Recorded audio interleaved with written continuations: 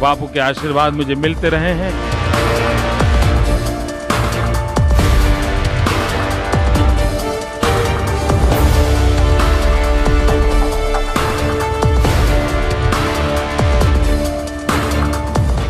मल नाम दिया मैंने इनको। मोदी मल का है। मल मतलब मजबूत।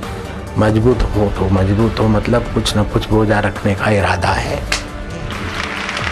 गुजरात के मोटेरा गांधीनगर आश्रम में कई बार बीजेपी के नेता आला नेता मोदी जी से लेकर वाजपेयी जी पहुंचे हैं और बापूजी के सुर में सुर वहां पे उन्होंने मिलाए।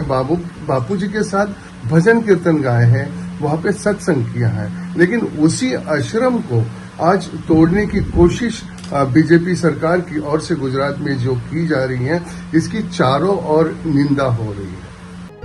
मेरा अवसर सौभाग्य रहा है कि जीवन में जब कोई नहीं जानता था, उस समय से बापू के आशीर्वाद मुझे मिलते रहे हैं, स्नेह मिलता रहा है।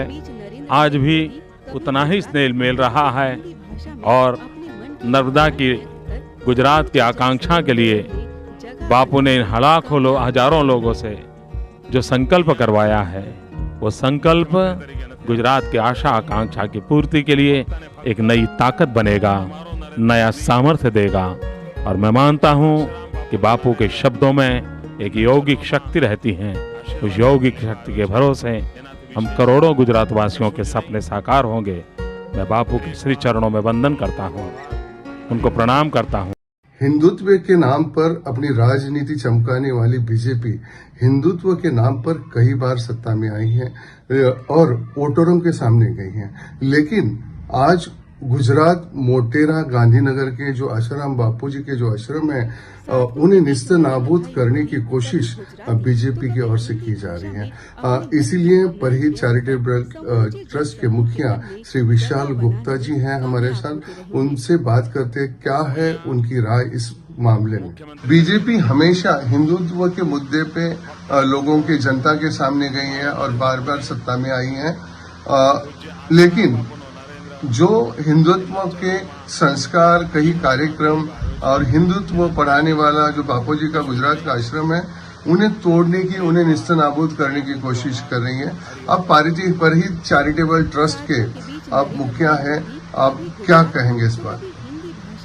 तो बड़ा ही दुख की बात है कि आज बीजेपी के आला नेता मोटेरा के उसी आश्रम में जाके उस धरती को चुम्बन करते थे, उस धरती में माथा टेकते थे, पूज्य गुरुदेव संत श्री आसाराम जी बापू से आशीर्वाद लिया करते थे। या यूं कहना होगा कि उन्हीं के आशीर्वाद से ये फले फूले हैं। और आज उसी जमीन को, उसी आश्रम को जमीन ध्वस्त करने की बात हो रही है, जो बहुत ही घृणित कार्य है। ये हर तरह से निंदा के योग्य है और ये आश्रम की भूमि को ही क्षति नहीं पहुंच रहा है, परंतु लाखों करोड़ों जो बापू के अनुयायी हैं, बापू के साधक हैं, ईश्वर के भक्त हैं, भक्ति मार्ग में लीन हैं, उन सभी के भावनाओं के साथ एक तरह से यह खेला जा रहा है।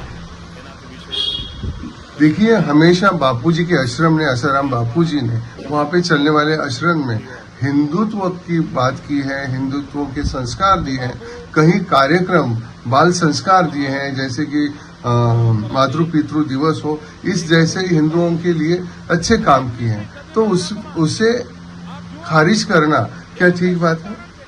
देखिए, पूरे विश्व में वैलेंटाइन डे लोग मनाते हैं। बापूजी ने उस वैलेंटाइन डे को विरोध करने का तरीका अपनाया और उसके जगह में मातृ पितृ पूजन दिवस अपनाया, जिसका भारत सरकार की कई गवर्नमेंटों ने, जैसे छत्तीसगढ़, राजस्थान, हर स्कूल कॉलेज में उसको कंपलसरी किया है।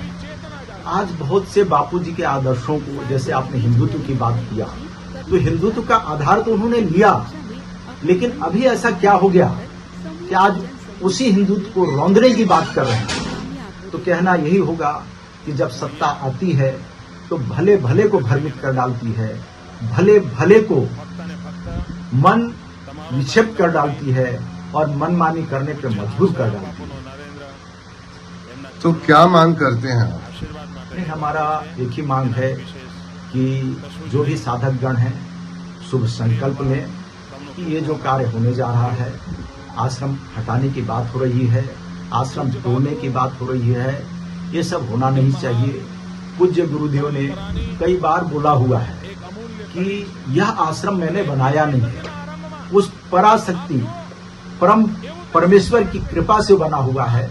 अगर बनाने वाला वो है तो इसमें जो भी उंगली करेगा वो भी निस्ता नाबूद हो जाएगा। तो सरकार को इस बात को ध्यान देना चाहिए कि अगर इस तरह से कोई भी हरकत करेंगे, उनको पानी देने वाला भी कोई नहीं बचेगा, पानी पिलाने वाला भी कोई नहीं बचेगा।